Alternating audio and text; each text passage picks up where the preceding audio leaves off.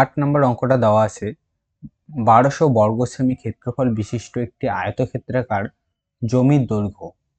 কেমন জমি? আয়তক্ষেত্রাকার জমিটার দৈর্ঘ্য দেওয়া আছে কত? 40 সেমি। তারপর কি দেওয়া আছে? হলে তার কর্ণের উপর অঙ্কিত বর্গক্ষেত্রের ক্ষেত্রফল হিসাব করি। মানে এখানে শুধু জমিটার কি দেওয়া আছে? দৈর্ঘ্য দেওয়া আছে, জমিটার কি দেওয়া নেই? প্রস্থ দেওয়া নেই। তাহলে জমিটা কেমন বলতো? জমিটা হচ্ছে আমাদের আয়তক্ষেত্রাকার। তাহলে জমিটা দেখতে অনেকটা এইরকম হবে, আয়তক্ষেত্রাকার জমি। তাহলে এই জমিটার আমাদের কি দেওয়া আছে? এখানে শুধু দৈর্ঘ্য দেওয়া আছে। দৈর্ঘ্য কত দেওয়া আছে? 40 সেমি। আর কিন্তু কিছু দেওয়া নেই। আর দেওয়া আছে যে জমিটা সম্পূর্ণ আমাদের হচ্ছে 1200 কি বর্গ সেমি। তাহলে এই জমিটার কি দেওয়া আছে বলতো? জমিটার ক্ষেত্রফল দেওয়া আছে আর দৈর্ঘ্য দেওয়া আছে। আমরা প্রস্থটা জানি? প্রস্থটা জানি না। তাহলে প্রস্থটা কি আমি বের করতে পারবো? আমরা জানি দৈর্ঘ্য আর প্রস্থ গুণ করলে কি হয়? ক্ষেত্রফল হয়। তাহলে ক্ষেত্রফল দেওয়া আছে। আমরা জানি যে দৈর্ঘ্য আর যদি প্রস্থ যদি গুণ করি তাহলে আমরা কি পাই? ক্ষেত্রফল পাই। তাহলে আমাদের কি দেওয়া আছে? দৈর্ঘ্য দেওয়া আছে আর ক্ষেত্রফল দেওয়া আছে। তাহলে দৈর্ঘ্য দেওয়া আছে 14, ক্ষেত্রফল দেওয়া আছে কত? 1200। তাহলে আমি এখানে প্রস্থর মানটা কিভাবে বের করব? তাহলে প্রস্থের সাথে এটা কি গুণ আকারে আছে, এটা যদি এখানে ভাগ আকারে করে দিই তাহলে আমি কি কি পেয়ে যাব? প্রস্থটা পেয়ে যাব। তাহলে এখান থেকে আমি কি বের করতে পারবো? এই জমিটা কতটা প্রস্থ, জমিটার প্রস্থ কত হয় সেটা বের করতে পারবো। এবার তারপরে এখানে কি বলা আছে? এখানে তারপরে বলছে যে তার কর্ণের উপর অঙ্কিত বর্গক্ষেত্রের ক্ষেত্রফল হিসাব করি। তাহলে এখানে এই জমিটার যে কি কর্ণ, কর্ণ মানে কি? এই জমিটার কর্ণ হচ্ছে এটা আমাদের এখান থেকে শুরু করে এখানে পর্যন্ত, এইটা কি জমিটার কর্ণ। তাহলে এই কর্ণের উপর যে যদি আমরা একটা বর্গক্ষেত্র অঙ্কন করি, এই কর্ণের উপরে যদি আমরা একটা বর্গক্ষেত্র অঙ্কন করি, সেই সেই বর্গক্ষেত্রটার কি আমাদের কি বের করতে হবে? সেই বর্গক্ষেত্রটার ক্ষেত্রফল লাগবে। তার ক্ষেত্রফল কত আসতেছে সেটা বের করতে হবে। তাহলে এই কর্ণের উপর বর্গক্ষেত্র অঙ্কন করলে বর্গক্ষেত্রটা কেমন হবে? অনেকটা এইরকম দেখতে হবে।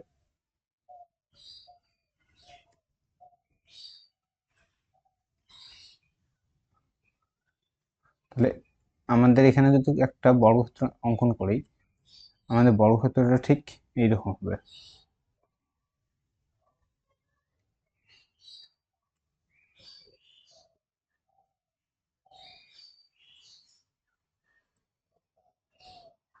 তাহলে এখানে আমাদের কি বর্গক্ষেত্রটা এইরকম দেখতে হবে। তাহলে আয়তক্ষেত্রটা আছে, আয়তক্ষেত্রের কর্ণ বরাবর আমি বর্গক্ষেত্র করব। তাহলে এখানে দেখো, এখানে আমরা একটা জিনিস বুঝতে পারছি যে এখানে আমি আয়তক্ষেত্রের কি জানি? দৈর্ঘ্য জানি। এখান থেকে প্রস্থটা বের করতে পারবো। যদি আয়তক্ষেত্রের দৈর্ঘ্য প্রস্থ জানি তাহলে আমি আয়তক্ষেত্রে যদি এখানে কর্ণটা বের করতে পারি, সেইটাই না আমাদের এই বর্গক্ষেত্রে কি বাহুর দৈর্ঘ্য হবে। আর আমরা জানি যে বর্গক্ষেত্রে কি 4টা বাহুর দৈর্ঘ্য সমান হয়। তাহলে বর্গক্ষেত্রে একটা বাহুর দৈর্ঘ্য মানে কি আয়তক্ষেত্রের কর্ণটা যদি জানতে পারি তাহলে সেখান থেকেই না আমি কি বের করতে পারবো? বর্গক্ষেত্রের ক্ষেত্রফল বের করতে পারবো। তো অঙ্কটা আমরা এইভাবেই করব। তাহলে আমরা প্রথমে লিখব, এখানে কি আছে? আয়তক্ষেত্রাকার জমির দৈর্ঘ্য দেওয়া আছে। তাহলে আমরা লিখি যে আয়তক্ষেত্রাকার আয়তক্ষেত্রাকার জমির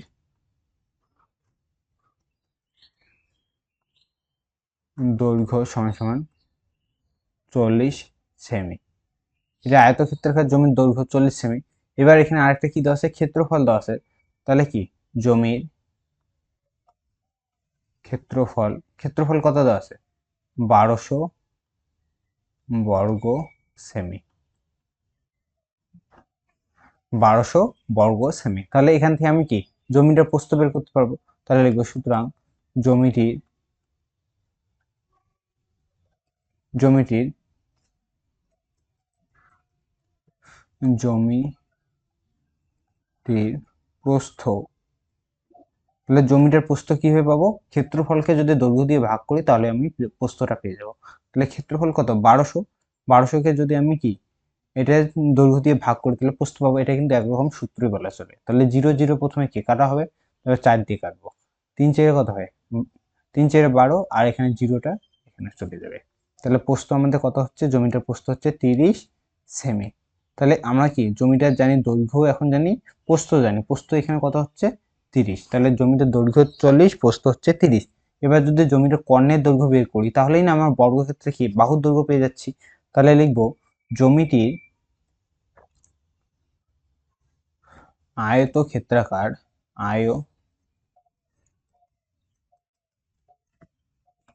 আয়ত ক্ষেত্রাকার জমিটির আয়তক্ষেত্রাকার জমিটির কি লাগবে? কর্ণের দৈর্ঘ্য।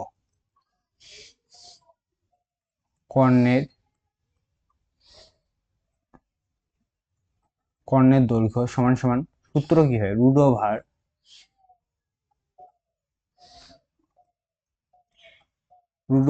দৈর্ঘ্য স্কয়ার যোগ প্রস্থ স্কয়ার, এটা আমাদের সূত্র। তাহলে আমাদের এই আয়তক্ষেত্রাকার জমিটার দৈর্ঘ্য হচ্ছে 40 আর প্রস্থ হচ্ছে কত? 30। তাহলে এটা আমাদের হবে 40 স্কয়ার যোগ 30 স্কয়ার। তাহলে 40-এর স্কয়ার মানে কত? 40-এর স্কয়ার মানে 4-এর স্কয়ার, 4-এর স্কয়ার কত হয়? 16। আর এখানে কি আমাদের 0 স্কয়ার, এখানে কি হবে? দুটো শূন্য হয়ে যাবে। প্লাস 30-এর স্কয়ার কত হয়? 3 3 9, আর এখানে কি দুটো 0 900 হবে। তাহলে এটা আমরা যোগ করলে কত হবে? 2 5 0 সেমি। যেহেতু কর্ণের দৈর্ঘ্য এটি কি হবে?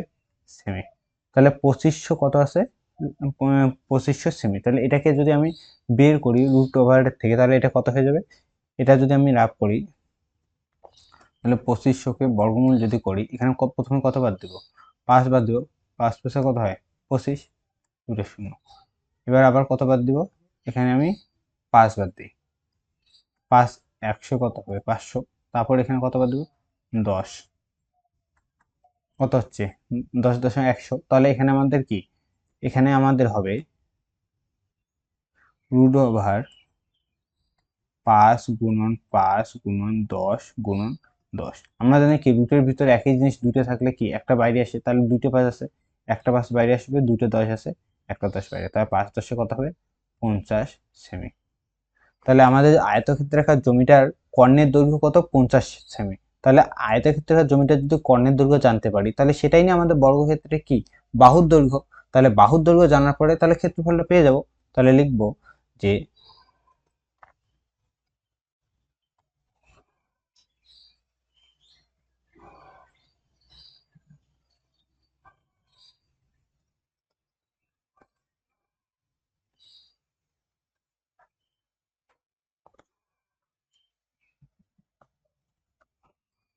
আয়ত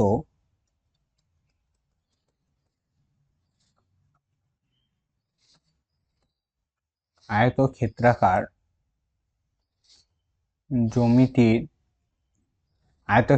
জমিটির কর্ণের দৈর্ঘ্য অর্থাৎ বর্গক্ষেত্রটির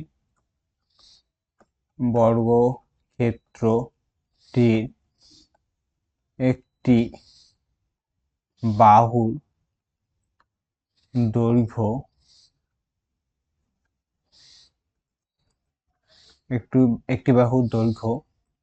কত হবে? যেটা কর্ণের দৈর্ঘ্য ওটাই না আমাদের কি বাহুর দৈর্ঘ্য হবে? কত হবে? 50 সেমি। তাহলে এবার লিখবো কি বর্গক্ষেত্রটির ক্ষেত্রফল। সুতরাং এখানে কি চেয়েছে? বর্গক্ষেত্রটির ক্ষেত্রফল। তাহলে অঙ্কিত বর্গক্ষেত্রের ক্ষেত্রফল। সুতরাং বর্গক্ষেত্রটির বা বর্গক্ষেত্রের ক্ষেত্রফল সূত্র কি হয়? বাহু ইন্টু বাহু। তাহলে এখানে কি হবে? 50 গুণন 50। তাহলে 5 5 কত হয়? 25। আর এখানে কি দুটো শূন্য, 2500। যেহেতু এটা ক্ষেত্রফল তার জন্য হবে কি বর্গ সেমি। এটা উত্তর, 2500 বর্গ সেমি।